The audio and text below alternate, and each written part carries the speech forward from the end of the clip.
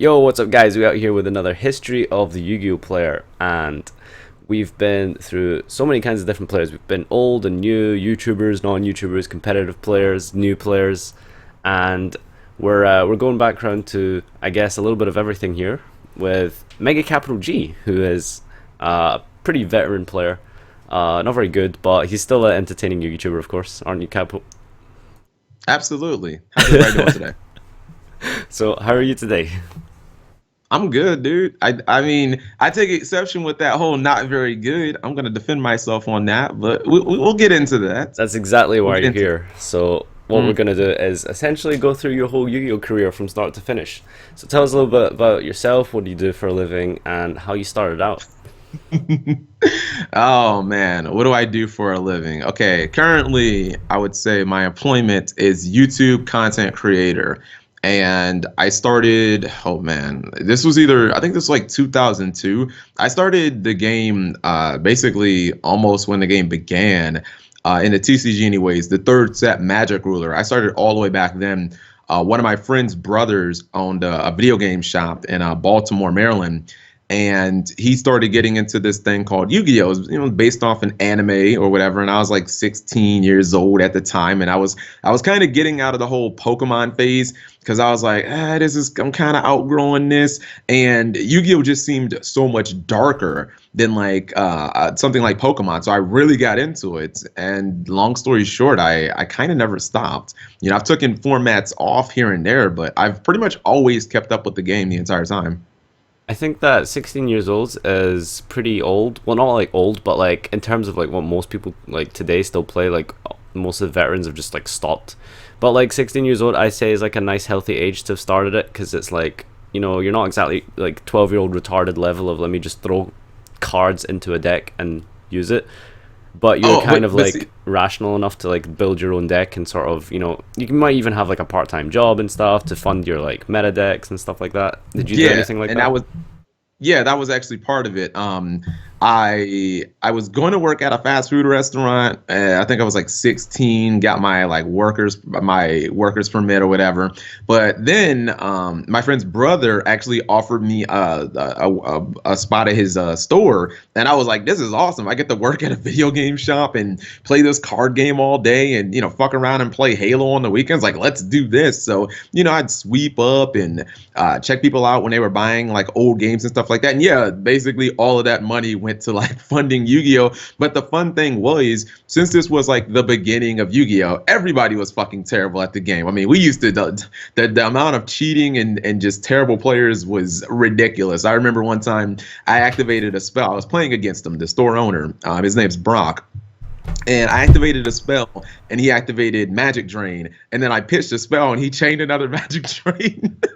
And I was like, oh man, that sucks. I'm never going to be able to use any spells. We obviously know that that's highly illegal now, but back then, like everybody was running, fucking vanillas and blue eyes and stuff. So everybody was really terrible back then. But yeah, I understand that I at least had I was old enough to understand the concept of like some form of deck building, even though, to be honest, no one really did back then. Like there was really no such thing as a good player before like GOAT format. Everybody was just running all types of just dumb shit in their deck because like most of the cards were either broken or just terrible. That is definitely true. So when did you like kind of? I mean, your channel's always been competitively oriented, albeit it's been a little casual friendly sometimes, a little too Yeah, casual friendly I'm for a my. good mix. Yeah, exactly. Okay. So you play for fun sometimes, which is unfortunate. But, in general, of course, you have been like a competitively oriented channel. So, I mean, I'm assuming that's rooted somewhere like from the base of when you started playing, you obviously, that's how you kind of started. You obviously wanted to get better and stuff. Is that correct? Yeah, are you asking when I started kind of when I started playing the game like more competitively? Yeah, exactly. Because yeah, well, when I started, everything was pretty much just on a local level. In fact, I don't even think Yu-Gi-Oh didn't even have regional events like back then in like 2002 or anything like that. There weren't any like structured events. There was no YCS, there was no Shonen Jump Championship or anything like that. I started playing competitively I don't remember the year. I kind of remember it was definitely not during the original era. It was during GX. And I think the current tech, because I had moved from Maryland to North Carolina, kind of took a little bit of a break from the game. Still kind of kept up, but I mainly played on like YVD. Are you familiar with that at all? Yeah, it's like a really old dueling network, I heard. Yeah, it's a man, all the old players know it's a really fucking ghetto version of like you have to give your opponent your fucking IP address. Like that sounds ludicrous now, right? Here's my IP address. Don't DDoS me or hack me or anything. But yeah, that's what we had to use. I actually saw Hoban was talking about it in one of your videos. But anyways, I started playing competitively. I think around like elemental energy somewhere around that. It was about the time like Dark Worlds were kind of like introduced into the game around then, and I wasn't a teenager anymore. I was kind of, I think, about 20 years old because I was working. So like any 20-year-old, I was still living with my mom, and I kind of was making money. So I spent my money on like dumb shit like Yu-Gi-Oh. So it was at that time that I kind of went to like my first regionals, and I was like, whoa, this is nothing like the local experience. It's not just 15 guys that I see every single week, and I know that this guy's going to be playing this deck, and I can side this against this person. I kind of went to a locals to prepare, but nothing could really prepare me for like the regional experience. And at my first regionals, I went 6-2, so I was actually one game away from top 8ing my first event. So I think I did pretty good. What did you play? I played Dark World. Yeah, I played Dark World, but this was Dark World was like it wasn't like tier 1. It was probably I would consider like tier 2. That was when like Chaos Return was like a super big deck. That's actually I think both my losses were like the to Chaos Return. But Dark World wasn't just like a crappy deck because Card Destruction was legal and Graceful Charity was legal and Morphing Jar. And like every single time I resolved Card Destruction, I won. Every single time I resolved Morphing Jar, it was just like plus a billion. Or Graceful Charity, which it was already one of the most powerful spells in the game. But like if you Graceful Charity, draw 3 and then discard, silver gold, like it's pretty damn big.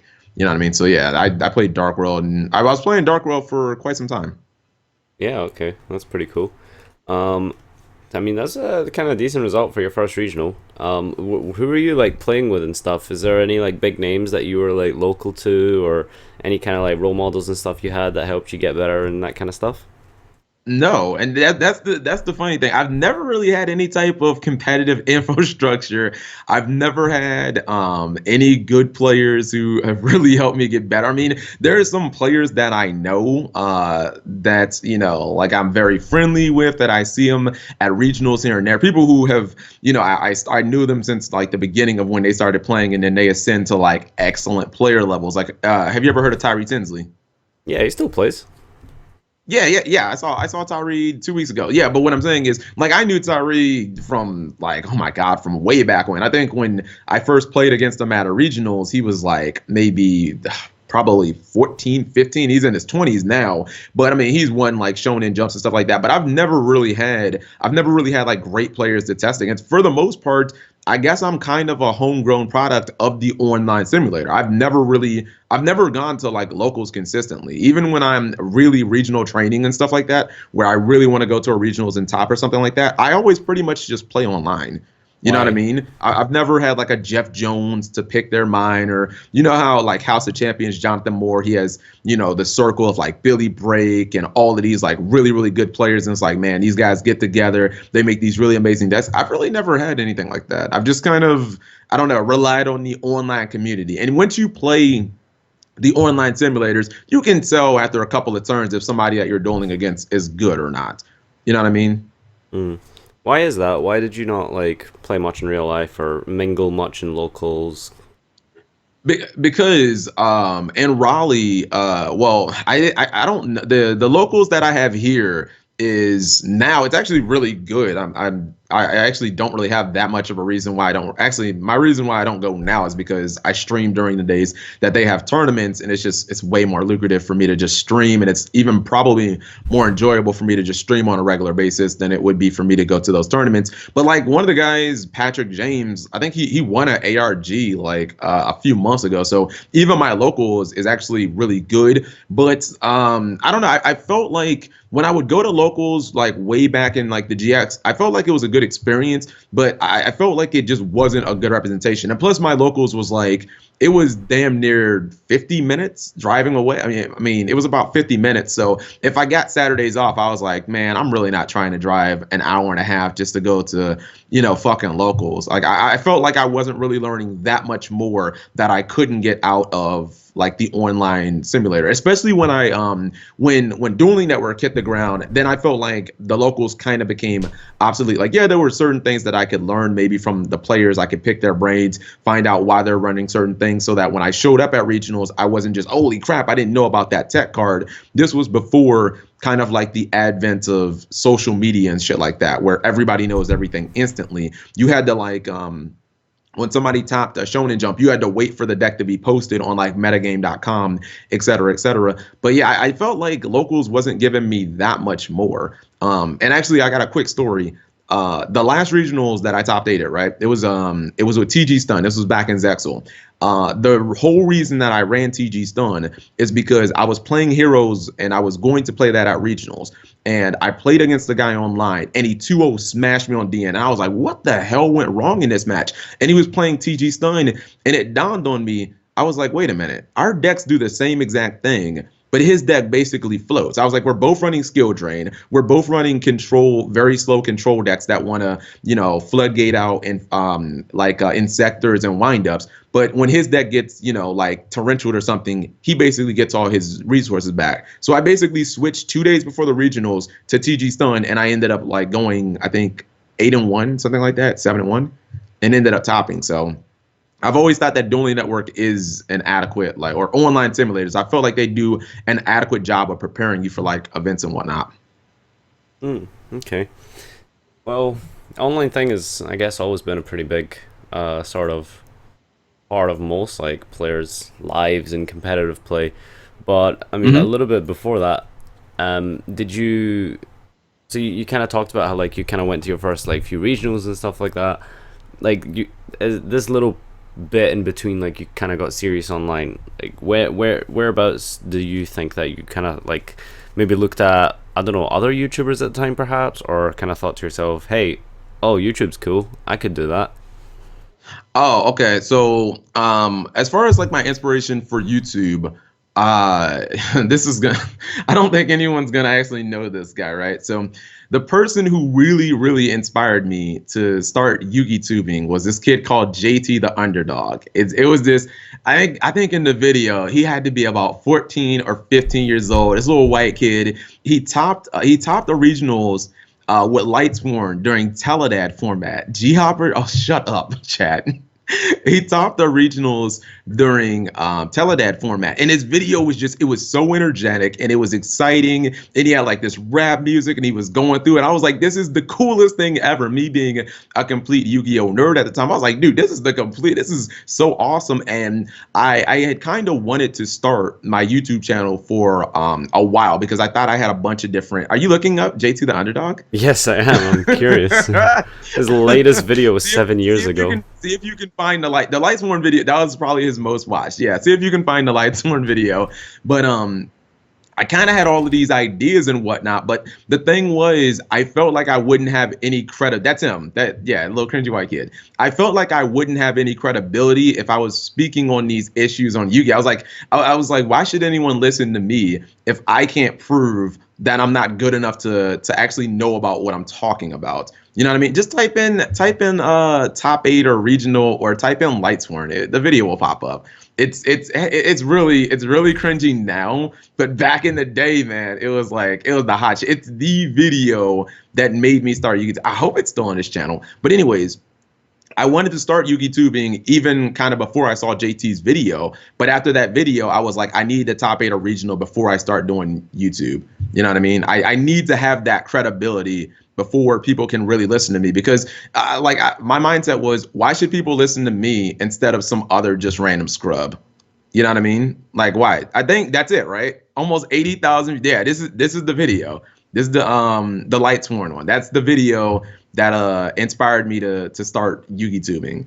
And I think so that video came out in January. I topped my regionals in November with Black Wings. So it wasn't quite the same exact format, but Yeah, like after I topped that regional, I was like, all right, we lit. Got my regional top 8. I can act like I know what I'm talking about. People have to respect it because, I got the credentials now. I can start doing this whole Yugitubing thing. I can just start making videos. And I really just did it for fun.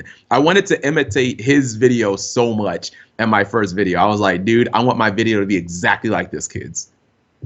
What was All so those special about ghosts, this yeah. guy's videos? Like they all seem very linear Oh, and yeah, but okay. What you got to think about Glasgow? This is basically what, a 7-year-old video. You have to tone down your expectations, and you have it on mute, so you're not getting the feel with the rap music. And I think he has Flow Rider in here. It's like, man, this is awesome. Like you're That seeing a helped me top launch 8 when I met. video, and And too bad it my name wasn't just even obvious. just his the way that he was doing his deck profile. He was so energetic and stuff like that. It felt more entertaining to me. Let me ask you this.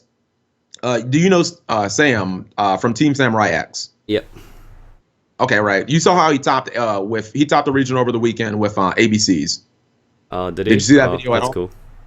Okay, well he topped the regional over the weekend with ABCs. Like if you watch this video, I don't know if it was his first top, but you can tell how excited and how ecstatic he was in the what's it called in the video, and it's like that passion and that man. Well, I was gonna reference the anime, but you don't watch the anime. But that passion and I've that seen the first excitement. season.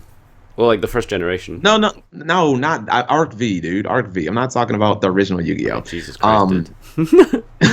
if that excitement and that enthusiasm it translates into the audience, you know what I mean? Like when you watch those type of videos and you see that enthusiasm and stuff, like it really does resonate with your audience that you're excited, and it got me excited about wanting to do what he did. And again, I really tried to replicate his video when I did my first major video, which was my regional report. I didn't get his type of success. I didn't get 80,000 views, but I felt like people who watched the video kind of got where I was coming from. If you watch Sam's video, I don't know, maybe after the stream or whatever, just like listen to how Sam talks. You can tell that he is on cloud nine. And it's because topping a regional is a fucking hard thing to do. So I mean, he always kind of talks like that, doesn't he?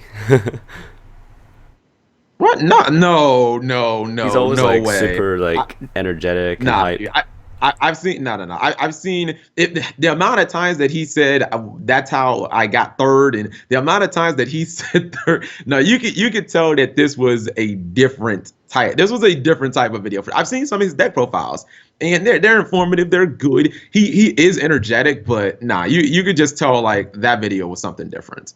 All right, fair enough. Well, that was your inspiration, I guess, with TJ. JT, sorry.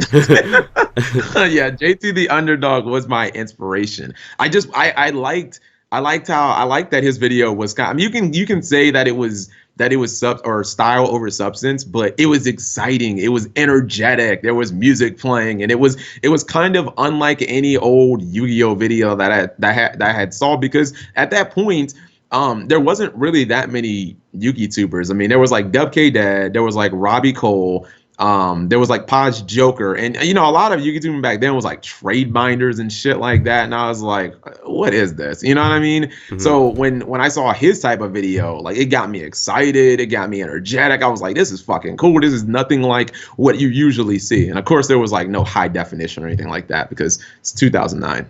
HD on YouTube was like, what? Yeah. All right. So I'm not really sure where to go from here. Do you want to go more into Yugitubing, or do you want to talk about more competitive play? Because I don't really know how competitive you were in the past and how much it meant to you and how close you were to it, or whether Yugitubing has been like more of your kind of like, what's the word, milieu. See, the thing is, Glasgow, I assume, by the way, going into this, I kind of assumed that you had like 15 questions like written down, and we were just, because I was like, he seems a little unorganized. I thought there was like 15 questions that I was gonna boom, boom, boom, boom, boom. But no, it's changed over the years. I've tried that format before, but I think it's better when people have like a very open-ended kind of way to just. I like to keep it like a structure and keep people on track towards a certain goal, but in the end this is history of the Yu-Gi-Oh player, and it's the Yu-Gi-Oh player themselves who gets to come to this and set on the platform and say, this is, me, this is what represents me, this is how I was, this is what's important to me, kind of thing. So it's up to yourself. Like, in the end, like, we could talk about, I don't know what you think about dragon rulers or something, but if you're not passionate about it, it's like, well, who really cares? So we're here to like find out like what it is that you like about this game, what made this game for you. Do you know what I mean? I got it. See, the thing about it is, and my level of competitiveness, it's changed over the years. Like, man, before I got my first regional top eight, dude, I went to regionals goddamn every single month. I was like, I'm going to break through. And the thing is, I've never been, I hate to use this term because people are going to be like, such a negative term. I've never been a meta deck rider. Like, I don't like playing the best deck of the format. I don't like just switching from best deck to best deck to best deck. One thing is because I don't enjoy mirror matches. The first regional that I ever topped in Charlotte, right? I went, I think, 8-1, and I had to play against 3 mirror matches, and I basically didn't really have much for the mirror match. But it was at that event I was like, okay, thank you, thank the Lord that I topped, and that's awesome. But I'm not doing this anymore. I'm not gonna run the best deck, so I won't have to run into mirror match because they're just, I don't know. People say they're more skillful or whatever, but I just don't really enjoy them. So I generally play like lower tier decks. And I try and make them so that they can beat the meta. But over the years, between Yugitubing and competitive Yu-Gi-Oh, like what's been more important, it's kind of changed. Like, to be honest, when I first started doing Yugitubing, for not just when I first started, years, like I didn't even get paid. I think for the first 2 years, I didn't make a cent off of Yugitubing. And for a very long time after that, I didn't make any real money. Like if I made $100 in a month, that was fantastic. And that's why it was kind of always on the back burner, like playing the game competitively. Maybe not at the highest level, maybe not at the YCS or Shonen Jump level, it pretty much took priority. And then anything else that I had in the back of my mind, decks, anything that was interesting, I kind of posted on my YouTube. And after, years of playing competitively, getting a whole bunch of like regional top eights, like I kind of switched more to like casual, and I focused more on kind of like my YouTube channel, because I never expected it to become so big, and it's not nearly even like where I think it can go. But yeah, I guess my priorities changed a little bit. But the thing is, I've always had a competitive mindset. Like I know there are a lot of people who are just like, oh my God, you're terrible. You never, because I always have thought, and I don't want people to be offended by this, I've always pretty much thought that the average YouTuber is a terrible player. I've always had that mindset. And my mentality has always been, if that's how you don't want to be recognized, then prove people otherwise. You know what I mean? Go out there, prove that you can play at a high level. And I consider the high level to be the regional level.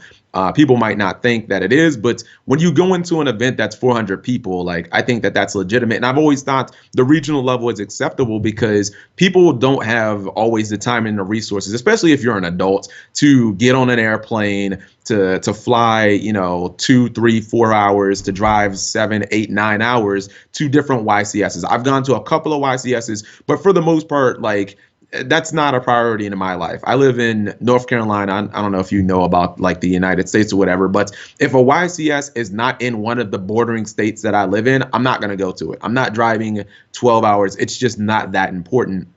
But I will go, maybe 2, 3 hours for like a regional, because I feel like the experience isn't really all that different. Like people seem to make a big deal out of top 8ing or top 16ing a ARG. Not throwing any shade at ARG, but some of those events are like less than 200 people. The regionals that I went to 2 weeks ago was 370. So like, how is this more prestigious? And people say, oh, there's better play. Like that doesn't matter. You're not going to always run into the best players. Not to like run in circles, but I've always had a competitive mindset over the years. And even like today, even when I play, I still feel like I do pretty good. But, YouTube is just one of those things that it's kind of become important over the last couple of years. Before then, I wasn't really taking YouTube all that seriously. Like when I felt like posted, when I felt like posting a video, I posted. If I had things on my mind that I wanted to talk about, I posted. But yeah, YouTube didn't become a priority until, I don't know, probably like the last 2 years. But I've been doing it for like 6. Right. Well, that's something to absorb. I really agree with you on some of those points, especially things like, regionals being pretty prestigious. Like, it obviously depends on your location. Where I am, a regional is fucking nothing. Like that's not a credential, but obviously, like, there are How places many where, people? well, in Okay, I didn't mean to Scotland, cut you off. How like many people you guys get? in the UK in general, like, I mean, if you hit 3 digits, you're at a pretty decent regional. That's actually a really good size for a regional in the UK. Okay. Yeah. But I mean, I can totally understand. Like, I mean, we've had YCSs in Europe that were like 500 people. Like, there was YCS Madrid, like, I don't know, like 2 years ago or Mhm. something, that had like 500 people. So population is like obviously kind of like smaller here, so I can understand that. But in America, Yeah. it's like definitely way cooler because obviously, you guys like drive everywhere, so you can just go to like regionals in different states and stuff that are like Hmm. bordering you, and it takes, I don't know, like 4 or 5 hour drive or some shit like that, and you can go to a regional like every week basically. And that's pretty cool Yeah. because you get to play against like 300, 400 people sometimes regularly, and I think that is a Yeah. pretty And good credential, and I think that is a pretty good representation of being a good player, I suppose, to be honest. yeah, and actually, it's kind of strange. I know that the trending topic of R.I.P. Yu-Gi-Oh and Yu-Gi-Oh is man, it still pisses me off to no end that idiot said all that stuff, Slager. But even over like the last month or so, for some weird reason, it seems like almost every regional in the United States has been basically like 400 players now. And if you know your Yu-Gi-Oh history, that just wasn't the case. Like I remember that first regional that I talked about where I played Dark World. That was in Virginia, and let me see. I live in North Carolina, so it's like one bordering state. Like back in the GX days, like there were like it was unheard. Maybe in California, but it was unheard of to get a regional of like 400 people. Like we used to average, I don't know, something like 180, somewhere around that. And it wasn't. It's like the events got progressively bigger. Like we broke through the 200 barrier in like the 5Ds, and then we ended up getting like a 300 man event during Zexal. So like the events have actually like progressively gotten harder to top, and they've gotten bigger. And this is not even just in my area. If you look around the United States, like there was the one in Toronto, the one that Sam topped. That was like that was 9 rounds, about 400 people. The one in Seattle over the weekend, that was a bit basically the same, about 400 people. Texas, where Jonathan Moore, you were there, you saw his live stream, right? Yeah, exactly. And like for Yeah, bigger that was like country, sorry, 379. for like bigger cities in America, like your Houston's, your Seattle's, like Washington, these Hmm. kind of like really big areas, like you're always gonna get like at least like 300 people or something, and like Yeah, at least by European standards, that's like basically like a mini YCS. YCS. So Yeah, I mean, and obviously you're not I gonna feel. have like the best of the best players there, but in the Hmm. end, like you know, even if you don't play against like super amazing players, for that many rounds, like variance plays a lot of like and deck building plays a huge role in how you do it in that event. So even if you don't play against really good players, you can still lose to Yeah, them because of the format absolutely. and kind of thing. Yeah, because the thing is, people don't realize, like, why I've always respected the regional level is if you want to guarantee that you're going to top eight, you can only slip up once.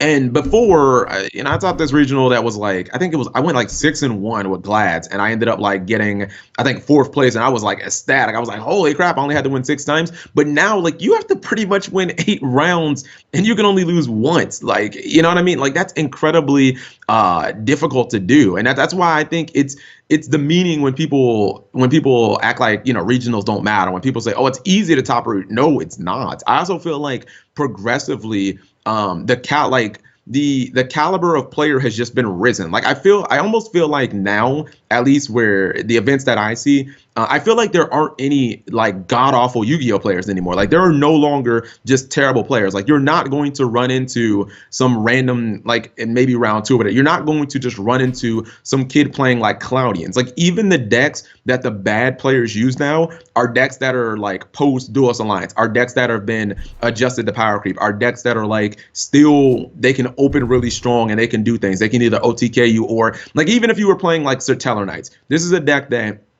maybe a 17-year-old kid who just started playing Yu-Gi-Oh 2 years ago is like, man, I love this deck and I'm not giving up Teller Knights. It's still very likely that a Teller Knight player can open up Deneb, set like a Strike, a Bottomless, and a Nova, and it's just like, well, fuck, you know what I mean? He won because he went first. You get what I'm saying? Like back in the day during like GX and stuff, it seemed like at a lot of regionals, your first round, if you played against just a below average player was like a free win. You know what I mean? He was playing like fucking Psychroids or some shit like that. He was just busting open the starter deck Jaden or whatever and just kind of learning the game. And it was like, wow, this is just a free win. Like, I can basically just sit down, look at the fact that you're not using card sleeves, and pretty much know that I'm just going to body your ass. Like, that just doesn't happen in Yu-Gi-Oh! Anymore. When Konami has made the game, even though the game has gotten far more complicated, the game has gotten so much more accessible with the cards. When you can just crack open three structure decks and have ABCs, basically the best deck in the game. When you can crack open three structure decks and have Domain Monarchs, which won nationals. You know what I mean? Like, the game is so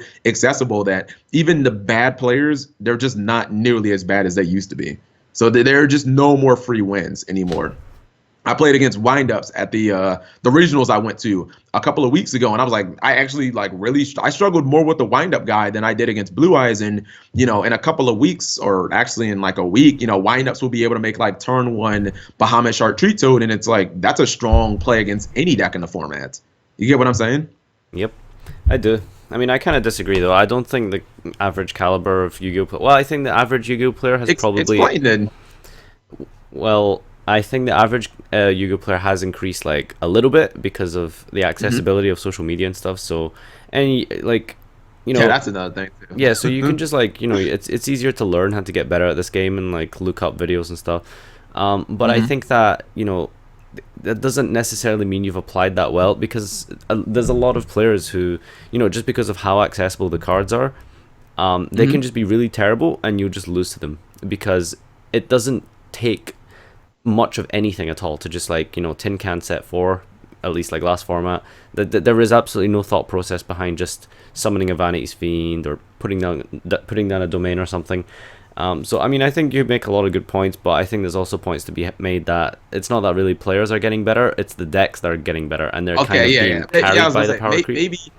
Maybe that's what I meant. Actually, as soon as you said, okay, maybe that's what I meant. Maybe the players themselves aren't getting better, but yeah, like you can see even the bad decks are so power creeps that, you know what I mean, in the hands of even a mediocre player, that yeah, they can take a tin can set 4, and this player's only been playing Yu-Gi-Oh! For 2 months, but yeah, exactly. Like most players won't be able to just play through that kind of shit. Yeah, like how hard is it when you have a Call of the Haunted for your Dark Destroyer, you open with Silent Warning and then Mojo, and you know what I mean? It's like, all right, well, I just lose to that. It doesn't matter if this guy, like, that just didn't happen. So I feel like overall, it's just more difficult to win in Yu-Gi-Oh! Like, it doesn't matter what deck you run. Like, even if you're playing the top tier ABC, like if somebody goes Dark Destroyer on your ABC summon and then flips over Vanities, and you don't have like, a Twin Twister, like your ABCs being the best deck doesn't mean shit.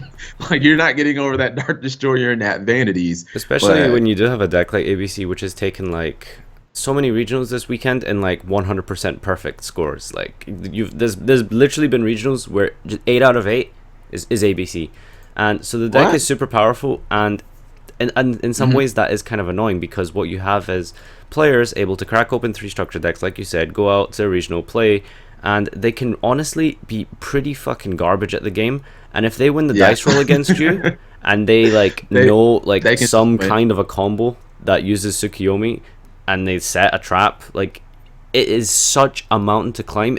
You really just can't play through it, no matter how good you are or how bad the player is. Like, there's only so much you can do in 2016 Yu-Gi-Oh! At least, like, when I play something like Goats and stuff, if you break or your opponent opens like super broken, you can kind of grind it out, and then you can use your resources more intelligently than your opponent. So I think Yu-Gi-Oh! Was probably a lot more skillful when the game was slower. But who knows? Anyway, we're going a little bit off topic. Sorry to interrupt you, but I just want to reel it in, because obviously this is about you. That's fine. It's open discussion. Go ahead. Yeah. So basically, the next point I was going to move on to was just like telling us a little bit about how you understood the game and how you like looked at cards, how you like analyzed like decks, and what is it about the game that you kind of like. I mean, are you basically one of those people? Like, one of the things I personally enjoy is like deck building, like mathematically looking at my deck, seeing like what works, what doesn't work, what's optimal. Did you ever look at the game like that, or deck build in such a way? You're probably not gonna like me. What's the word? I admire those who are great deck builders, but I acknowledge that I myself am not a great deck builder. Like, I've even even when I've seen the most success, I usually take the foundations that other people have already given me. Like I don't want to say that I'm a net decker because like I'm not the type of guy who sees Metaphors won or Metaphors won YCS Minneapolis. All right, I'm just go buy that deck card for card. I'm gonna change out one or two cards, but I generally try and look for interesting decks, and I'm like I try and figure out why they worked, try and play those, and then I try and just make adjustments here or there. But I'm not really just a great deck builder. Like I even when I try today, when I try and build like, all right, I'm gonna try and build a Treat Toad deck. I'm gonna try and build a Raid Raptor deck from scratch. Like a lot of my decks just end up being terrible. It's one of the things that I admire. I admire people who can actually put things together. Mathematically, I've never really thought of the game like that.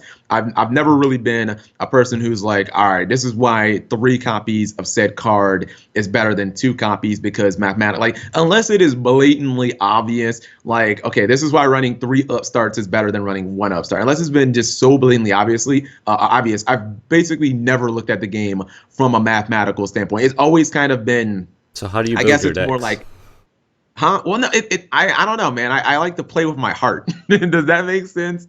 I'm like the characters on the anime, and you have a feeling like even when the statistics tell you you shouldn't run this card or you shouldn't go over 40 decks. Like 41 is usually like my magic number. You know what I mean? I always try and put in like a 41st card just because it's like my soul number. It makes me feel more secure, and having that card in my deck makes me feel better than I wouldn't. So I don't know. I try and play with like my feelings and my emotions more than just kind of like a mathematical standpoint and whatnot. But my favorite player has always been Jeff Jones because of how amazing of a deck builder he is. That guy can take anything and make a great deck out of it. You are such a weeb. How's that a weave? I don't deck build by like thinking if card ratios are good. I deck build with my heart. Come on, what the fuck? And that's how real duelists play. Watch the anime, dude. Sometimes you just know you're gonna get that card because it's like your deck is just speaking out to you. You know what I mean? Like your deck is just saying like you probably shouldn't. It's one of the reasons why I put Fairy Box into so many of my decks. Like people can tell me that Fairy Box is a bad card, but I'm sorry. Fairy Box is like fundamentally one of the best cards in Yu-Gi-Oh history, and you will never convince me otherwise. That card is just ridiculously good.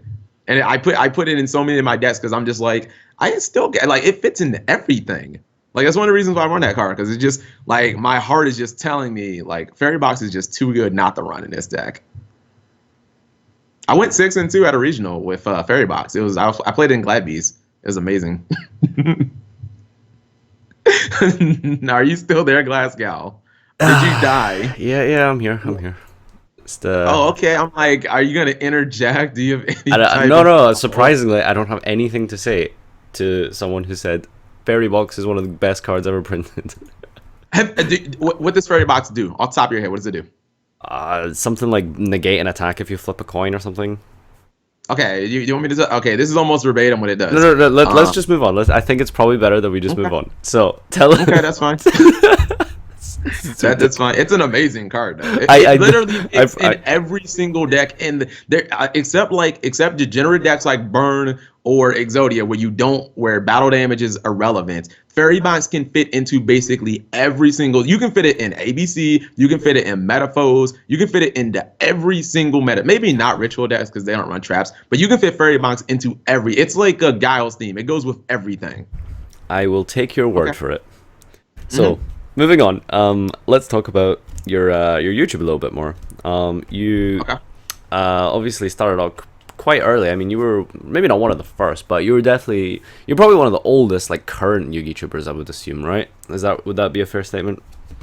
Yeah, it's actually yeah, I would say so. Just because, God, Yugitubing is, when you really look around, like Yugitubing has gotten so big where there's just, if you type in Yu-Gi-Oh on YouTube and then you just type in like today, like you'll see so many videos from so many. I'm like, who is this person? Who is this? It used to just kind of be a small tight knit group, but Yugitubing has gotten so big. So I mean, I would consider myself a veteran, but when I kind of look at my contemporaries, a lot of them have been doing it for a long time. Like I think me and Asian Eyes started like I think within 2 days of each other, not planned or anything, because I obviously had no idea who he was or anything like that. But yeah, I would consider myself to be like one of the old heads. I mean, is there in anyone Yugitubing. big just now that is still Yugitubing?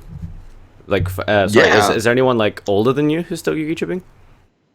Like today? yeah, well, yeah. I mean, it depends on. I'm not gonna throw any shade on anybody, but it depends on like how relevant you consider them to be. Like people like so Vexicus I think started before me. I mean, if you Bobby consistently Cole, yeah, upload content, like I don't know, at least like every like fortnight or month, like you're probably still kind of quote unquote YouTubing. So is there anyone in that yeah. category who's older than you, like today? I think Robbie and Vexicus are like the main two, and maybe I mean Asian Persuasion in his name it says 2008, and he really just kind of does. It still shocks me like he really doesn't YouTube that consistently, but he goes to so many fucking regionals. You know who that is? Johnny Wynn. Yeah, I know Johnny. Yeah, yeah, yeah. Like he just topped another regional with his Minerva's horn. So yeah, I guess you could consider him. But I Hmm. mean, if you're there just aren't that many people. Like okay, let's just say there's a handful, like maybe five or less. Yeah. All right, that's And fair that's enough. because some people just kind of lose interest in the game. Some people lose interest in YouTubing. I mean, it can definitely be a grind. Like putting out consistent content. And when I say consistent, I mean I don't know. My I guess definition of consistent is going to differ from what some people say. Like my definition of consistent would be at least 3 videos a week. Like it's not that difficult when you really think about it, but it can be difficult, mainly just because of either when a video idea isn't just handed to you, then it takes a whole lot of creativity.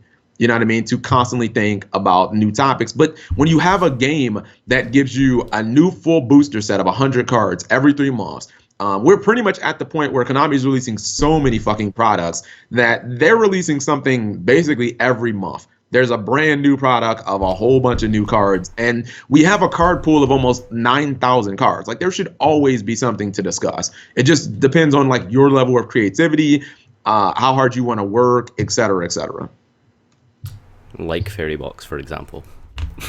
Oh yeah, I could do an hour-long discussion on Fairy Box, and I could literally justify running that card in every single deck. I'm actually That's right cool. now. I can't wait. I can't wait to see that video on your channel. But anyway, when did you get your first break in YouTubing, or at least for you personally, when did you kind of like say to yourself, "Hey, this is pretty cool"? Because for example, for me, I started around about 2014. I did a bit of content for like the first 6 months after Nats. I was really hyped because I got a lot of deck profiles from Nats.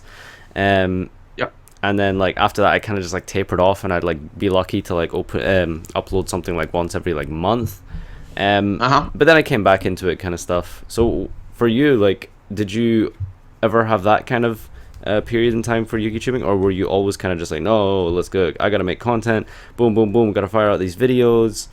Like Nah, how did you like? like I told you, really not until like 2 years ago, because I started thinking about it from I guess more of a business aspect. I mean, Like when a I couple of started years. playing, you were pretty big, and so I started 2 years ago, and you're saying you started taking it more seriously 2 years ago. No, but That's still a few and thousand no, subs, isn't it? and that's I was gonna say, and that's the reason why it sounds weird.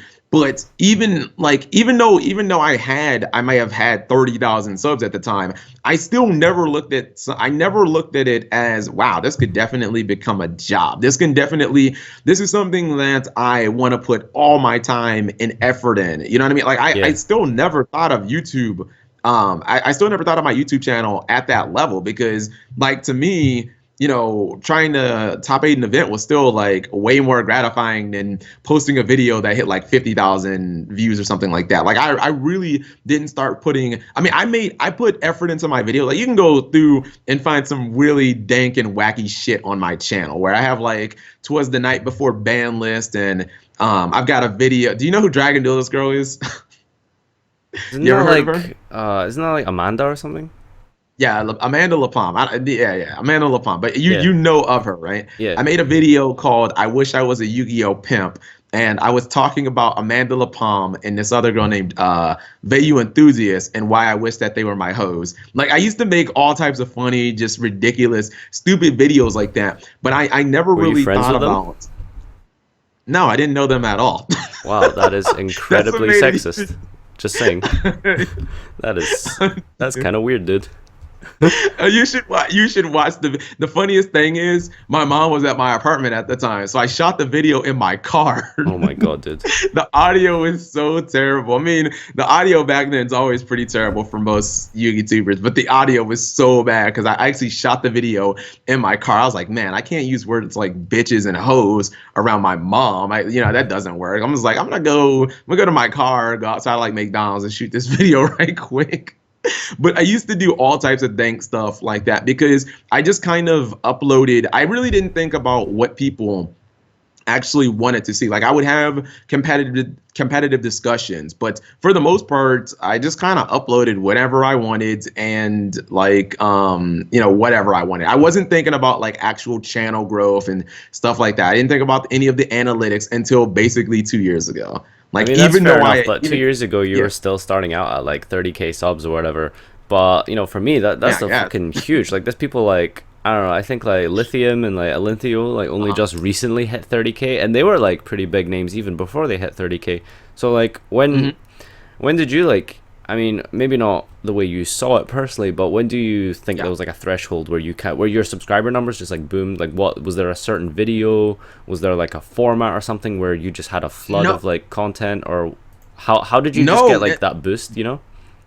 No, that's the strangest and honestly most aggravating thing. You won't actually believe this, but not until recently. And when I say recently, I mean fucking recently. I'm talking about like the last 4 months. Have I actually seen a legitimate like huge boom slash surge? Because Yugitubing for me has always been it's weird, and I don't know whether it's because I'm too abrasive or people like my content just turned some people off. But even throughout those years, like 5 years, like I would have months where like I would have one month where I would hit like 2,000 subscribers and it would be booming, and then 2 months later it would be completely famine. I would get 600 subs and I would be in the toilet and I'd be like, man, this channel is in the fucking this channel is in the sewer. Like, what am I doing wrong? And the thing is, I never felt like my content really or the production quality changed all that different or really like varied that much. And sometimes I was just like, well, I guess maybe it's just the highs and lows. And I always thought, once I hit about 30,000, I was like, man, I think I'm just gonna keep grinding. There's this saying called, right?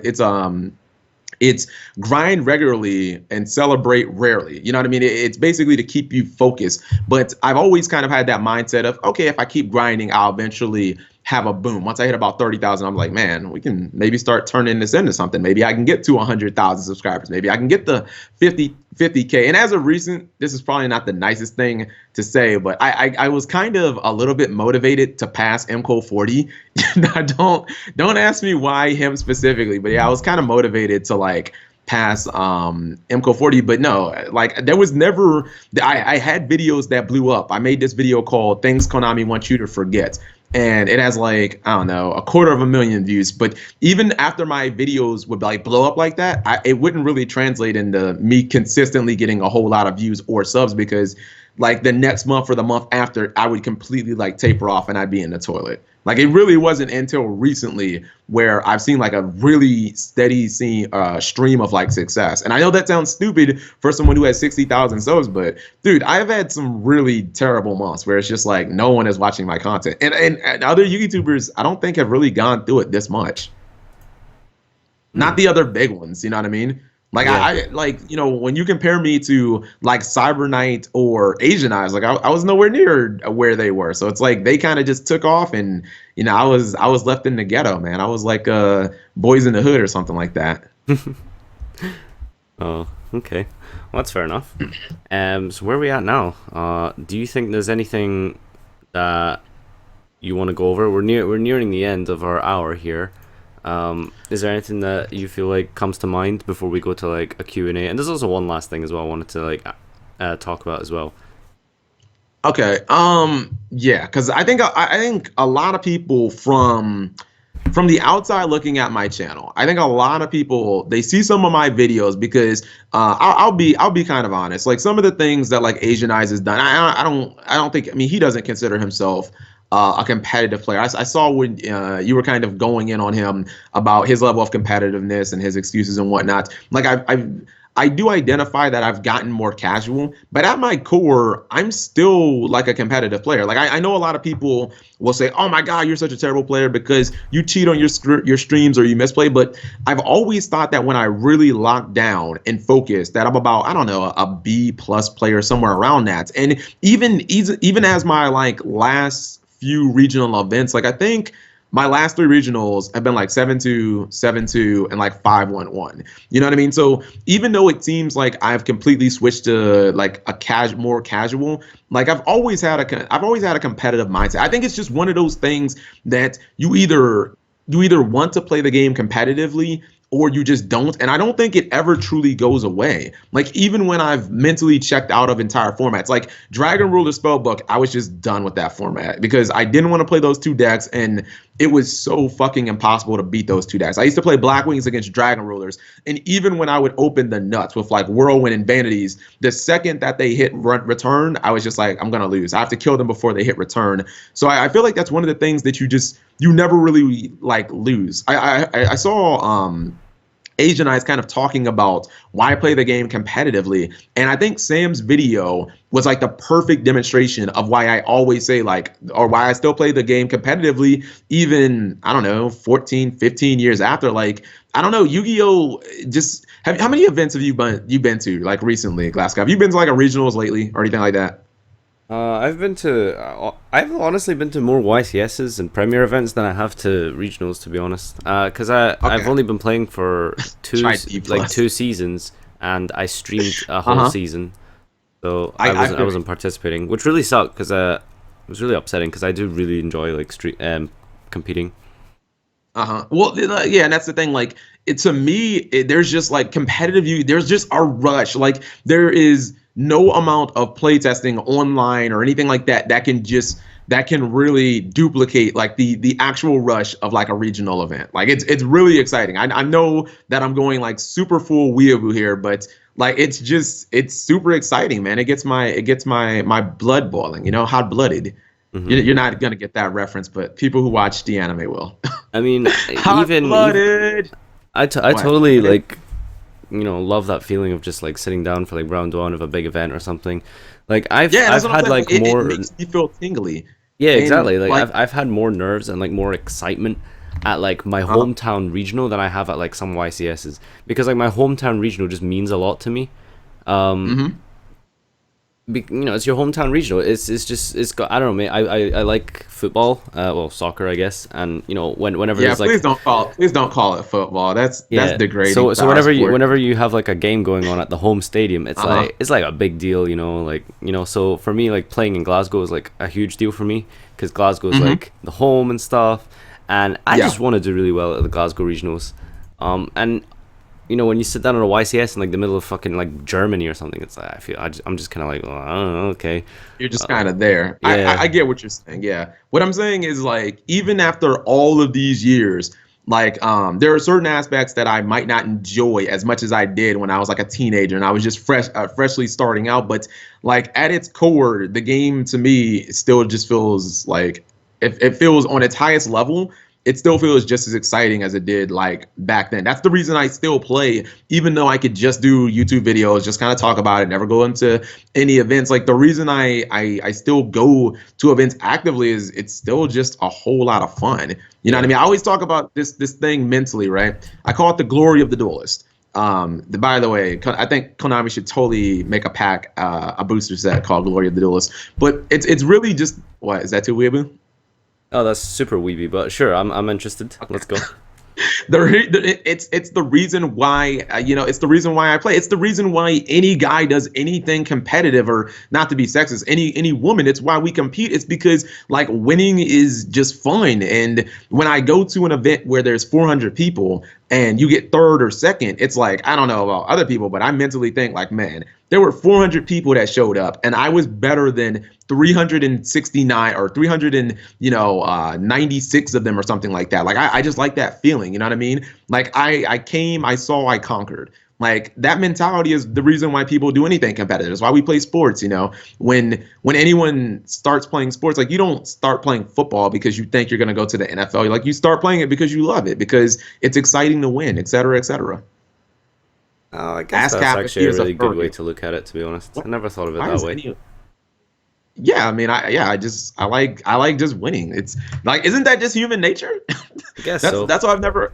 Yeah, like even with the like, I've never thought it the whole, oh, I don't play competitive Yu-Gi-Oh because the prize support is like, who the fuck cares about the prize support? Just go, like, you started playing Yu-Gi-Oh for a reason. Like, I don't think there's no one who starts playing this game because they think they're going to become a pro player and win a bunch of prizes, or because they think they're going to have a YouTube channel with 100,000 subscribers. Like, you play the game because it's fun and you like winning, and that's something that, like, it resonates forever.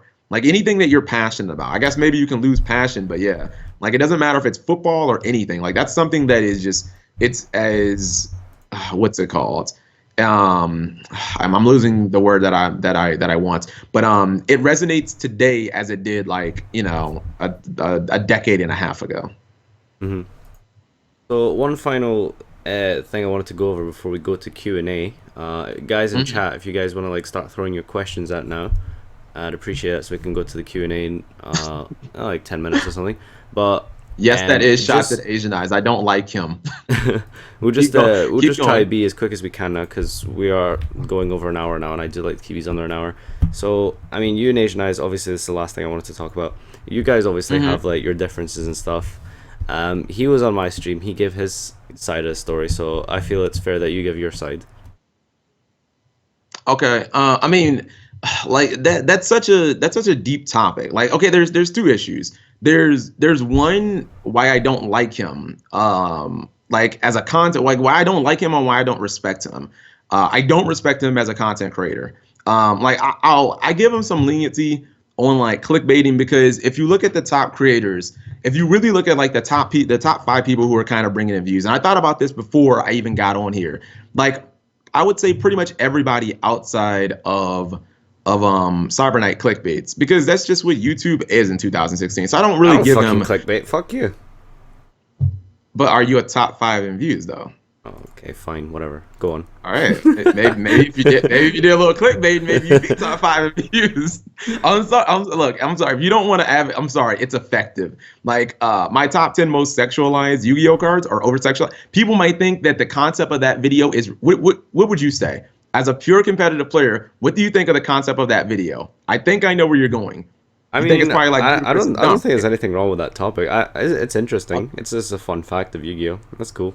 Okay, there we go. All right. Well, that's what I was going for. Just an interesting thing. There were some people, oh my goodness, you've ran out of ideas. How absurd is it? It has I mean, I almost can understand 200,000. that, obviously, if you are a competitive oriented channel, but in the end, I like, mean, yeah, it's a but fun no video one once in a can. while. Yeah, you can't just be competitive all the time. You'll fucking lose your mind. That video has almost 200,000 views. I don't know why, but over, like, the last 2 weeks, it has blown the fuck up, and I can't understand. Like, it's obviously something people wanted to watch. But look, going back to Sladrum, um, like, I feel like he's fake.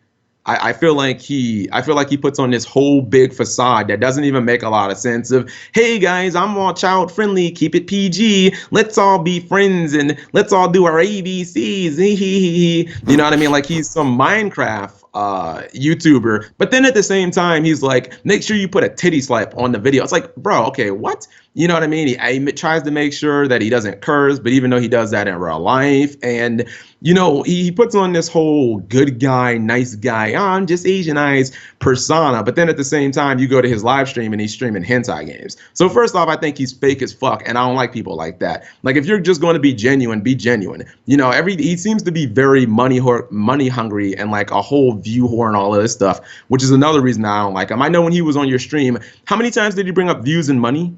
Like, was it over half a dozen? It was a lot. It was a lot. Yeah, it was a lot. You can clearly tell that all he gives a fuck is about, like, money and stuff. Like, okay, well, PewDiePie is the biggest YouTuber on YouTube, and he swears like a sailor. PewDiePie probably curses like me. I also feel like he just doesn't fucking have any integrity. Don't worry, I'm gonna get to your original point. I'm just describing why I don't fucking like that cunt.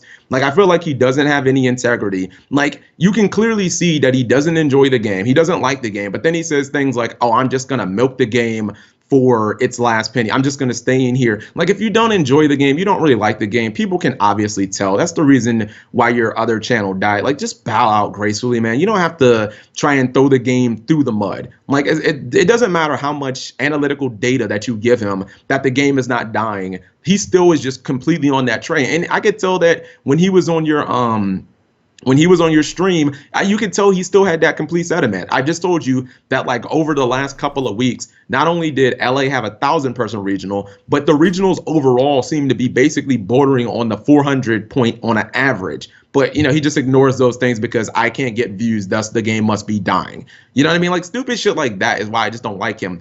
And the thing about Yu-Gi-Oh! It's been one of the most important things in my entire life. I know that might sound pathetic or very weeaboo, but it's something that I'm very protective of. Like, Glasgow, if you put out a video tomorrow bad mouthing the game, I would be inclined to probably insult you. Not because that not because of some of the things you might have said may have been wrong, just because I'm very protective of Yu-Gi-Oh! It's something that I've been doing for like 15 years. It's one of the most passionate things in my entire life. You know what I mean? It's like video games or anime for me. I say from the womb to the tomb. You know what I mean? Things that you do for a very long period of time. So I'm very protective of the game itself. It's kind of like the NFL and how they have their scandals and people say you got to protect the shield. I guess I'm the same way with like Yu-Gi-Oh! But as for the whole copyright thing, because I know that that's where you were going with the original thing. Here's my problem with Slager and that, right? Okay, did I copyright strike him? Yes. Here's the thing. So we had this big whole misunderstanding about, I thought that he sent people to raid my Twitch stream. I was wrong about that. I didn't know that he didn't have any idea. The reason that I thought that he did that is because he had a history of doing that. Before I consistently started live streaming, the whole inspiration for my live stream was his live stream. I was like, wow, he seems to have this thing good, and maybe I can try it, and maybe I can see if streaming can be a thing that I'm good at too. So I started live streaming really because of him. But I would watch his streams and he would consistently raid other people. Call of Duty girls, that's where the whole I'm not one of these Call of Duty girls little meme kind of came from, is because he used to do that in the past. And I said, hey, it was a big misunderstanding. Could you take your video down? Because you're basically causing drama. It had nothing to do with the duel and him beating me or whatever. And he used my clip. He used a clip of me in the video without my permission. And I know everybody will bring up fair use, but let's be real. This whole fair use shit just kind of started in 2016. Nobody was like early 2015. Like, no one was really talking about that. And honestly, I didn't even really understand fair use. My side was basically, oh, you just took my video, used it in your video. You didn't ask me for permission. You didn't say you were going to do anything, or you didn't explain that you were going to do it. So I said, look, can you take the video down? It's causing a whole bunch of unnecessary hate to my channel. He didn't do that. So I said, okay, I'm just going to go ahead and take it down myself. I copyright struck it. YouTube looked after, they obviously reviewed it and they favored me. Now, he said something about we could go to the courts or whatever. And I'm like, okay, I don't know anything about that. But when you copyright strike somebody, like, I think they actually review it on a case by case basis. And obviously they ruled in favor of me. Now, whether it was fair use or not. Honestly, to be fair, I'm pretty sure that it's just an automated system, regardless, unless it gets appealed. But the video you copyright striked, was it not the one where you lost in the duel? No, it wasn't, and that's why I don't understand. Okay, but I did just say that like 5 seconds ago. Because I said it had. I mean, this is what he said. Like, I was under the impression that you lost in a duel, and that duel video, the lights one versus the tail lights, I was under the impression that that was the video that got copyright striked. No, it wasn't. He took that video down because I was like, bro, no, that video's still up on his channel. What are you talking about? That video is still up on his channel. I don't watch his channel, so like I don't know, but like, I mean, this is just what I remember. Fact checking, Mr. Trump. This is what I just remember. No, that video is still up on his channel. You can watch it. It was the video after that that had nothing. It was the video after that had nothing to do with the actual duel. And you took it down because you thought that it was causing too much trouble and drama. And then you used the excuse of the fact that he used one of your clips, right? Wait, repeat that. I'm sorry, I didn't get that. Repeat that. You copyright struck the video because you didn't want the video up because it was inflammatory and you thought it was causing drama and stuff and didn't put you in a very nice light. And you used the excuse of the fact that he had one of your clips in his video, so you copyright strike it. Is that why? Yeah, but here's the thing though. you say the term excuse. It's not an excuse. It's actually like it's a right. You can't now, and at the time, again, things have changed now because I didn't understand fair use back then. But my thing is, like, you can't just take if Nicki Minaj, you know who that is? Nicki Minaj, Kanye West, anybody like that? Come on, I don't live under a rock. I mean, I don't. You live in fucking Europe. I don't know what you know about American music. But like, can you just take Kanye West? Would you admit that you were wrong for copyright striking it? Because in the end, like, no, why not? No, because it is fair use. Okay, because like I don't want to take sides or anything, but I am being objective. Like just in terms of like pure legality here. Like I don't know. I don't really even know too much about why like you guys don't like each other or what happened. All the specifics. No, because I'm being very unbiased. But like in terms of the law, like you guys like that was wrong of you. Don't you agree? No, I'm trying to explain why. Because fair use is a very subjective term. Like okay, if that's fair use, then why can't you just re-upload? Why can't you know how reacting is fair use because you're making criticisms and stuff? Why can't you upload the entire Star Wars video or the entire Star Wars movie, Star Wars Episode 7, and react to the entire movie? Like, do you think Disney is going to take that down, or do you think Disney, that's fine? Like, why do you think, like, why is it different? Because it's my intellectual property. Well, the thing is, though, because, like, you know, fair use does actually have specific terms and stuff it uses, and it says something like, basically it says like you can only use like clips rather than like full length like footage, if you know what I mean. I'm pretty sure fair use does have something about this in the terms. So yeah, but it's a double standard because also in like I do agree YouTube, with you that yes, fair use is like super subjective and it can kind of go either way. But I feel like in the case between you and Asian, I don't feel like I'm in the. Okay, but hold on. Let me just explain my side, right?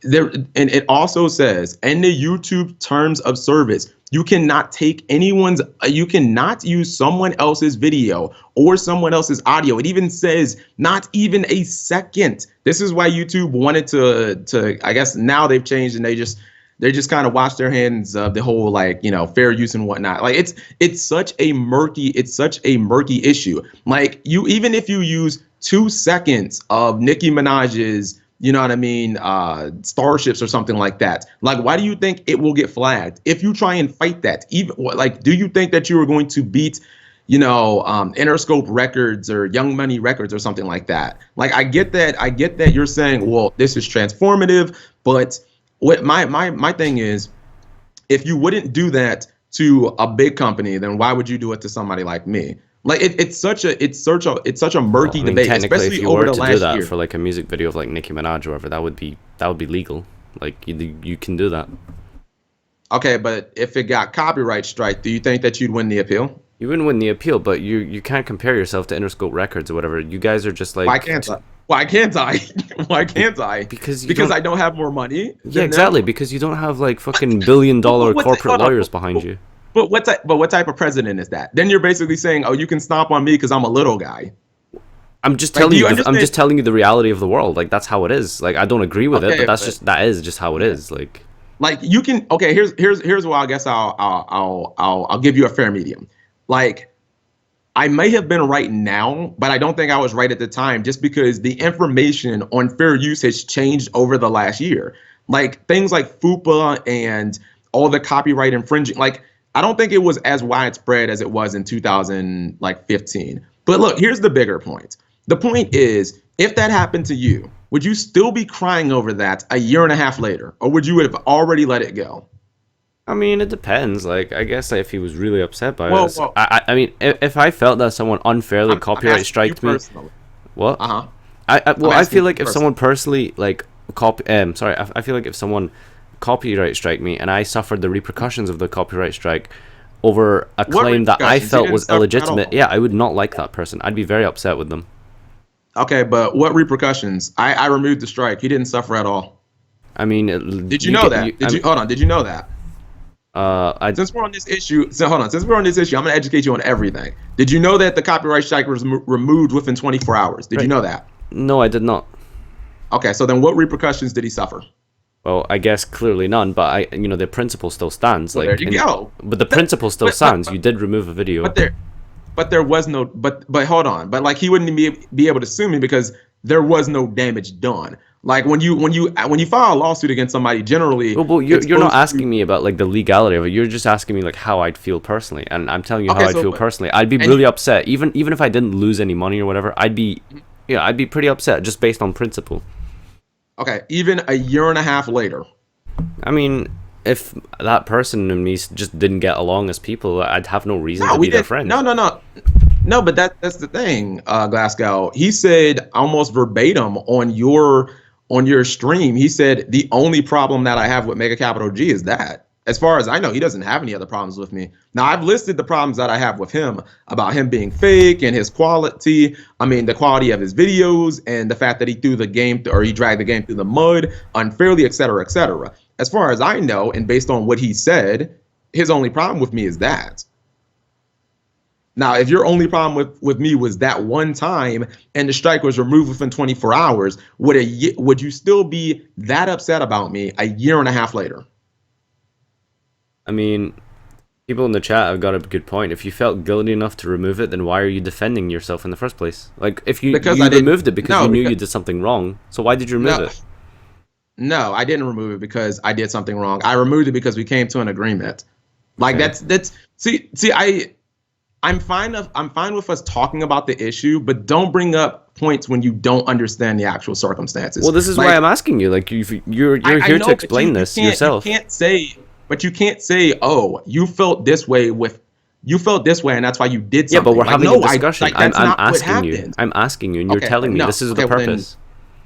All right, that's okay, but no, I didn't remove it because I felt guilty. Why do you think I said I still don't feel guilty about it? Like I don't understand why that's not clear. Like, I guess you could say I'm wrong based on what has changed with fair use over the last year, but at the time I didn't have that information. I don't know why you think that fair use has changed over the last year. In fact, fair use has been a policy and a law for a long time, very, very long time. I don't know where you're getting this. It's been popularized in recent years. I agree, but fair use has always been fair use. It hasn't changed. Where are you getting this idea that fair use has like had its terms and conditions changed somewhere? It hasn't.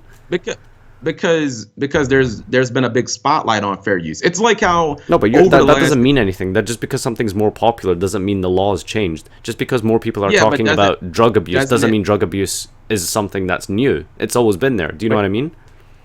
Yeah, I completely agree. It's like how you would say it's wrong. May have a policy. Go ahead. So you'd say it was wrong what you did because you copyright struck someone unfairly. I didn't know about fair use at the time. What? Sorry. I didn't know about fair use. Like I had no idea what fair use was. That's not the point though. You copyright struck him, and you did it out of your ignorance of not knowing the correct law at the time, which is fair enough. And you did wrong, and that's not your fault. But in the end, it was still wrong, even though it wasn't your fault. But you know what I mean? Why was it approved then if it was wrong? That's not a good argument. YouTube's automated system or whatever is garbage. Everyone knows that. That's not a secret. No, but I got copyright struck. I got a flag on my channel by Inch95 for bullying and harassment. When my video was not bullying and harassment, it was a critical, like, evidential, yes, no, it wasn't. You called him Snitch 95. Yeah, for good reason. Yeah, but for good reason, because I showed screenshots, I showed chat logs, I showed video clips. It had evidence. There's a difference. When you present a case, it's okay.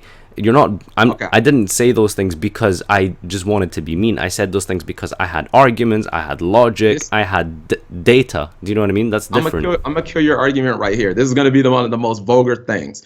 Can you call a gay YouTuber a faggot just because they're homosexual? No, of course not, because that's a bigoted term. That's different. You called him a snitch. That's a disrespectful term. Okay, but it's not bigotry. It's not hate speech. Faggot is hate speech. You can't use hate speech. That's different. If I call someone an asshole, like, that's fine. That's not hate speech. That's not targeting a minority group or something. Calling someone a faggot is that is offensive. Hold on. Are you sure you can't just make a? I don't think. What I think you did, like, under the new YouTube terms of service, I think that it would qualify. I didn't know that. That's the new YouTube terms. I mean, yeah, probably, but the new YouTube terms of service is fucking garbage. But that's a different whole kettle of fish, really. Well. Okay, Okay, look. Like we're like not getting anywhere with this whole. copyright strike. Look, the end result is like the strike got removed. I didn't take the video down because I felt guilty. Like if you think for some reason I felt guilty about it, no, you're wrong. Like I wasn't like, oh my god, I can't sleep tonight. I mean that's fair enough. Like I understand that now, and that was my fault for not knowing that. But like I just don't understand why you you don't kind of like regret what you did, because what you did was wrong and it was unfair. Okay, look, I've already explained it multiple times. I use the whole Interscope Records thing. Like I feel like you can't use, even if, okay, well, let's be as technical as possible then. Can you take Nicki Minaj's new video, react to, I guess, every second? Okay, we're going in circles now. So let's just move to the Q&A now. Yeah, if you can't do it with her video, then don't do it with mine. And hold on, last point. He even said it. He was like, oh, so you've never used any of my clips or any other, like, no, I've never used any other YouTuber's clips ever. Like, I've never used anyone's clips without their permission. And I will say this. I did change my opinion because I know, are you familiar with Mickey Vlogs and Your Yu-Gi-Oh channel? Maybe Your Yu-Gi-Oh channel, right? I know Your Yu-Gi-Oh channel, yeah. I'm gonna take a dump. Sorry. What the hell was that? Do you not know that guy from the channel? Remember the crazy duelist? I'm gonna take a dump. Battling boxer saying. Oh, that was you. I was like, no, I have no idea what you were doing just now. They had a Do you know what I'm talking about? No, dude, what the fuck? The crazy duelist he plays against spellbooks and he's playing Battling Boxer and he's like, ding. Oh, don't do that. Don't Fiendish chain me. Oh, for fuck's sake! What the hell? It's like one of the most popular like Yu-Gi-Oh videos of all time. Like it's literally like blasting the ruins level of popular. No, I don't know what that is. Okay, I'm gonna send you after the stream. But anyway, go on. They had a situation identical to this. Because Mickey Vlogs used a whole bunch of people's clips in his video. And do you know what Your Yu-Gi-Oh channel did? He copyright struck it. And do you know what his entire defense was? I didn't agree with him, but do you know what his defense was? Don't use my fucking video without my permission, period, point blank. And he took it down because they had a duel. And that's exactly what me and Asian Eyes did. We had a duel to pretty much just settle it. And even though I was on one side of, I wasn't on Your Yu-Gi-Oh channel side of the argument then, that was 4 years prior to this shit. People changed their mind in 4 years. And plus it didn't, when it happens to you, it's a little different, so. Well, I mean, as long as you're happy that you've given your case here, that's all that matters. Is there anything else on the subject you want to say? Do you think you've made your point clear and your opinion clear? Why is he still on it? It happened a year and a half ago. Stop crying.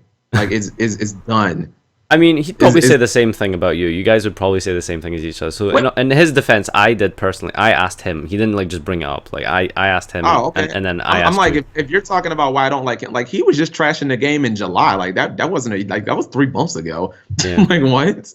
Like that's why I don't like him. He was just trashing the game like fucking a month ago. Like, if Konami doesn't put out some simulator this month, I'm going to quit Yu-Gi-Oh and change my content. Then you fucking make a second channel devoted. You do the exact opposite of what you say you're gonna do. Like what? Yeah. Fucking okay. Go ahead. Go Q&A time. Well, I'm looking through the chat and it just is so super trolly. I can't. Do you see any good questions? Like it's just so mega trolly right now. Where's my mod? I kicked ass at regionals. Zuka, unless you actually topped, like, maybe he actually, what's it called? I don't think they're, what's it called? Hold on, wait. Cap, what changes do you want to make to your channel moving forward?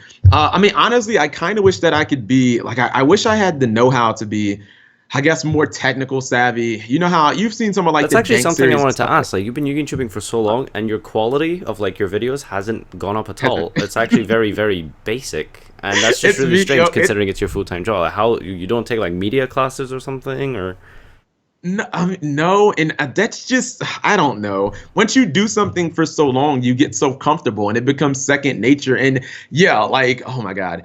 Your streams are just so terrible, like in terms of the aesthetics and the layout. They're so bad. Like it's literally just a monitor capture. That's it. You like look at my stream. I've got like chat box. I've got the game. I have an overlay with the Chaz on it. If that makes you feel better, I just don't use it. You don't use an overlay. You have like a little window in the corner, and that's it. And everyone can see you like on Skype and stuff. I have one. I just don't use it. Well, you should, That's what I'm because saying. then it won't look so terrible. It's nice. And maybe you wouldn't Well, get no, dicks up on the I'll middle send of you. your stream. I'll send you a picture of my stream overlay. It's really nice. A guy named Parsley did it, and actually, excuse me, Xplay, he did it, and it's super nice, and it has like Chaz, and it has cheat to win stream, and it shows like no noble knights and all that. Yeah, aesthetically it would look super nice, but I just can't like get it sized, and I've had it since my birthday. I probably could have done it, but I Yeah, you don't should know. get on that. Honestly, That way you won't have I'm probably penises just showing up on the lazy. middle of your stream. I'm honestly just kind of lazy. Like, yes, that's one of the biggest changes. I wish that my videos were more aesthetically pleasing. Like how Drew recently, he has all the graphics, not the whole cutaways and the Oh, I memes and stuff. fucking But hate how those cutaways. Oh my god, it's so infuriating. I unsubscribed. I literally cannot watch his videos. It's you like watching a unsub? fucking like Eddie Murphy like sketch or something. It's so fucking annoying. Yeah, it's it's cool, and at sometimes it hits, but at another like other times I think it's too much. When every single video, you get the whole yay, boo, like it's too much. But at the same time, I like when he talks about a card or when he says, you know what I mean, it's a dark, and then like Allure Darkness pops up and like four other cards like pop up and then they spin away. Like that's really nice. And I know it's probably elementary stuff, but I don't know. Maybe Yeah, I'm it's just simple just stuff that makes it look good. Don't you yeah, guys like hate each I'll other? just admit, if anyone wants to call me out on the production quality on my videos, I fully accept that as criticism. However, I don't think that I'm actually lazy when it comes to making videos from a creativity standpoint. You know what I Didn't you mean? guys have beef? Who haven't I had beef with? I've had beef because I'm an argumentative person, and I don't take when people slight me. I take it personally because I take pride. Oh, from Feather Dust to Starlight, I take pride in what I do, and if I feel like it's not justified, I'm going to basically come back at you. Like I even have a bone to pick with you personally over the whole level eater thing because again, I always feel like if it's justifiable criticism, I'm fine with that. But when you attack me personally, like, and I'm proven right, you're going to get you're going to get that same exact venom and push back from me. I didn't Because attack no, you I guess personally for level leader. you called me stupid or something. I mean, I think your understanding of the game is bad in general. That's level leader is just one example. Okay, how can I? Okay, let's just see. I want to use a results oriented argument Yes, to of say. course. Yeah, your argument is, oh, Konami limited it, therefore it is an overpowered card, which is not a good argument. I don't even mean with that. I mean, if I don't understand the game, then how can I consistently do good in IRL events? Wait, what? No, I mean, sure, technical play and like your understanding of the game is very different. Like my understanding of the game is I would honestly personally say I have a very good understanding of the game. It's not like fucking like broken, but I understand the game really well and I can deck build really well. But my technical play is absolute dog shit. Like I can't concentrate in a duel. I can't like fucking duel myself out of a paper bag, and that's just my personal weakness. So you think if you can summon something 14 times in a turn, that's fair? I mean, like if you summon 'Cause 14, like in the end, it's about the end, isn't it? Rather than the means. Like sure, you can summon 14 times, but if you're summoning 14 times, and it's not achieving anything, like what's the fucking point in summoning 14 times? Like you can summon like Ronin Totem like 6 times in a turn. That doesn't mean Ronin Totem's broken. Like it's about what it accomplishes. Well, no. I'm gonna have to educate you on your Yu-Gi-Oh history. What got Mass Driver banned? Substitute. What got Substitute banned? Look, Rodin Totem is the answer. That was the card that got summoned 20 times in a turn. But you think and Ronin Totem's still at 3. So what's your argument? My point was Rodin summoning something 20 times can achieve something, even if it was only a 2-card combo. Yeah, but do you not understand the point that it has to have a relevant goal? Like the goal of Level Eater was to loop your opponent's hand, which was degenerate and unfair. No, but that's not the only goal. Like even with I can show you replays. How old is Level Eater, Cap? Shining Darkness, I think. It's like older than like my fucking. It's like these cards. Shining Darkness. It's like older than like my little sister, and the thing has just never been like relevant until like hand loop was a thing. So what does that tell you? Clearly Omega is the problem card, not Level Eater. No, that's that's not true, because consistency and all these other things. Look, okay, so then if you take out Omega, you still end up with the Blasting in the Ruins FTK. You still end up with the whole You say triple the Blasting waste. the Ruins FTK as if that's a thing. Like, hold up. Like, Hey, what is that? it's an FTK. What are you talking about? You No, flip I over know three what it Blasting is, in the but when I Ruins, say you what is that, I mean advantage. like what is that? Like what It's a is like it's a very strong. Okay, so you just think Level Eater is not culpable in all of those ridiculous dumb plays where you see Level Eater used like 15 times. You don't think it's culpable at all. no, because it's It's done all Omega. nothing for years. That card was nothing without Omega. What is that deck I without don't. Omega? Just tell me. I want to know what is that deck without Omega? It does nothing. I just told you. Well, no. It's not that deck specifically. Okay, It's so your like the justification for FTK. Level Eater being banned is Blasting the Ruins FTK. There's another one too. I can't think of. It's a synchro. It gets like a magic counter when it's summoned. Dark Tempest. What is her name? I can't remember what her name is. And then you can like discard a card from your hand and you add more counters on her and she burns for 500. Asian Eyes just posted a video. It's not the point, or Okay. it has nothing to do. The point is, I don't want those type of FTKs to even exist because it doesn't matter to you. But then when you go to regionals and you lose it at shit round 2 because you didn't get to play Yu-Gi-Oh at all, then what do you say? I would say So holy hold on. You know what? This is a bigger argument. You're fine with FTKs existing, as like you're No, fine with not at all, FTKs. not at all. But I don't think Level Leader is the reason behind Then it. there's I think then Level I Leader think I is a just pretty fair argued. card in 2016, and it would be unfair to hit Level Leader, especially when this card's like more. You have to look at the source of the problem, and it's the source of the problem that matters. So, like Don't say Konami, for Omega, 'cause example, it's not. banned Chicken Game. I personally think Chicken Game would be is ban worthy, but at the real source of the problem, it's something like Magical Explosion. That's the real like problem. If you just ban Magical Explosion, you like 90% of FTKs just vanish. You ban Blasting the Ruins, like it doesn't like do anything anymore. Like FTKs aren't a thing. If you limit Omega, Hand Loop is a thing. Omega's a fair card. Cyframe players like don't get to like cry about it. It's still a fair deck. So at the end, you just have to go to the root of the problem when you're It's you're still a dealing with the fair ban deck. list.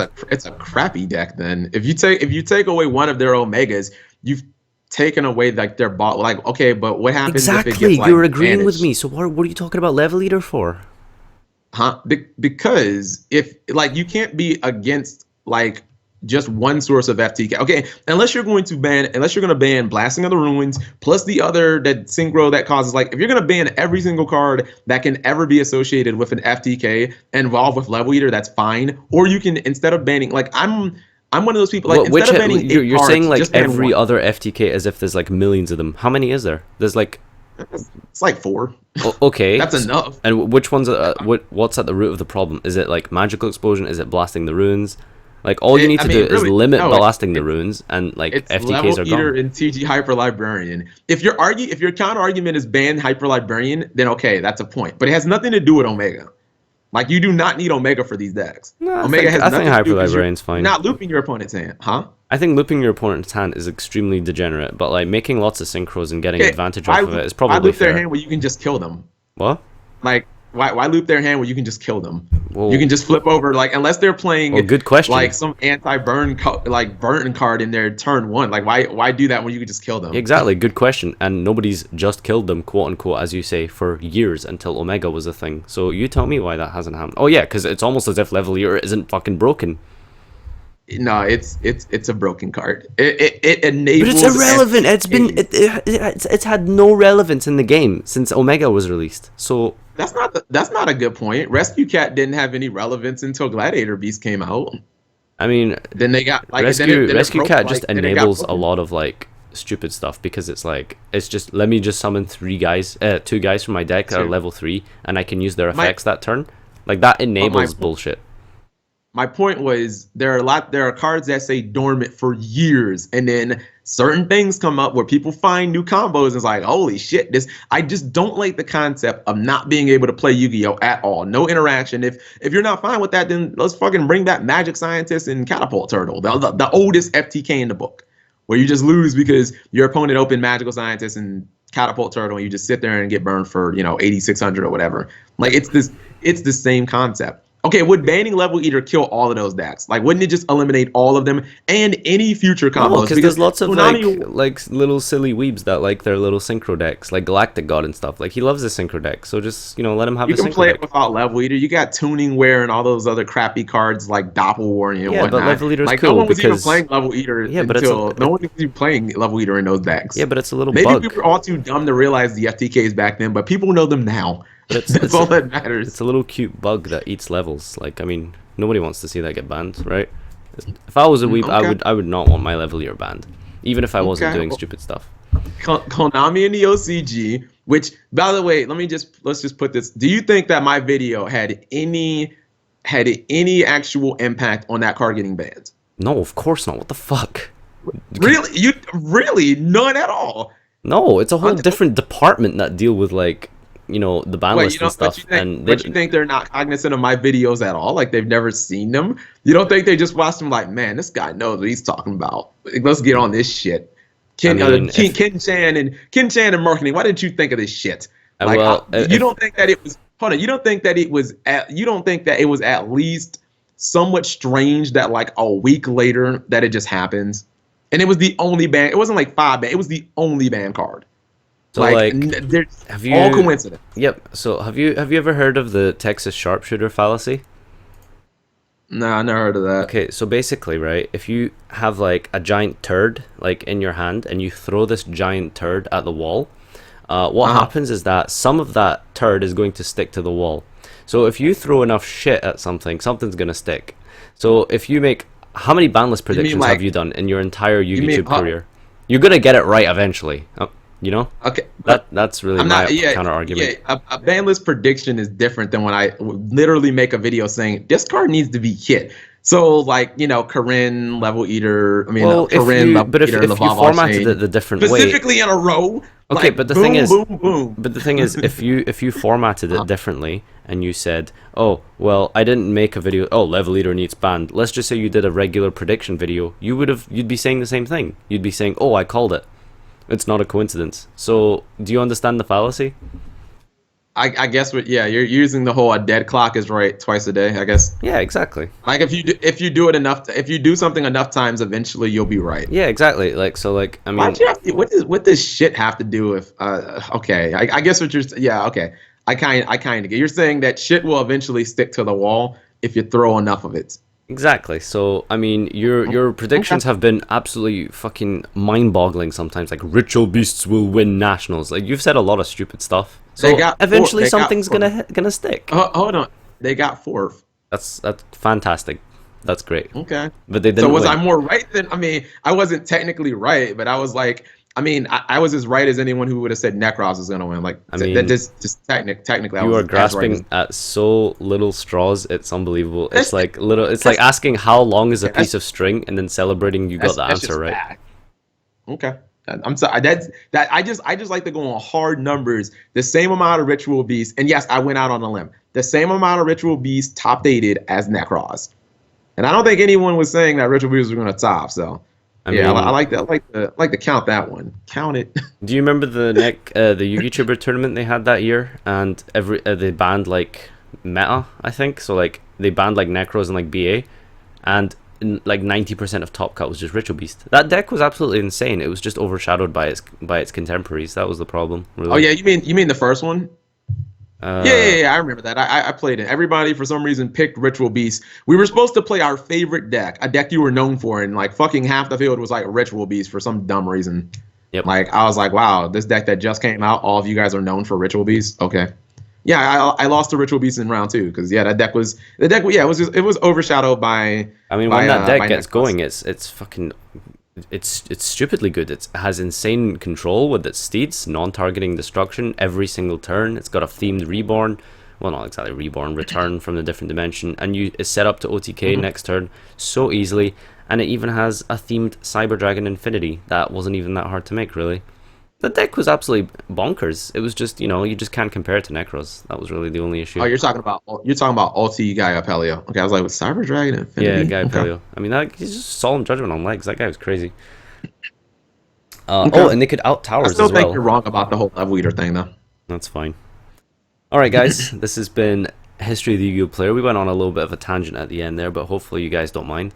Um, yeah, I like doing these videos because it helps me like look into the past of this game, which is something I feel like I really missed out on, was understanding Yu-Gi-Oh from like the historical point of view. And I like speaking to people from all kinds of different backgrounds and play styles of the game, and sorry, not play styles is probably the wrong word. You know, different angles of how the game. So I've spoken to, you know, Patrick Hoban and Chris LeBlanc, and then I've spoken to Asian Eyes and MegaCapitalG, people who are very, very different and who play the game very differently from each other. And hopefully you guys get the same benefit that I do of being just to take a holistic view and understand multiple perspectives of the game and see just how big this community is and how diverse it is and how different we all are from one another, but yet we're all still part of the exact same card pool and game and rules and mechanics, and it's all very beautiful in a way. So I think it's really cool to see other people's perspectives. I'd like to thank my guest here, Mr. MegaCapitalG, for coming on and being able to tell us a little bit about his experiences, and I hope you guys have taken something from this fairy box tutorial. Do you have any final comments before we head off?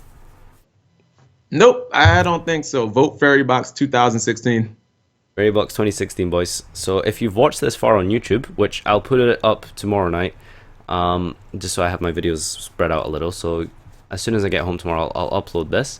And if you're watching this far on YouTube, then please comment down below with Fairy box 2016, so I know that you've watched this far. No one will. Oh, you'd be surprised. Some people really, really like watching like the long ones. But yeah, thanks again, guys. We're gonna head off. So, signing out.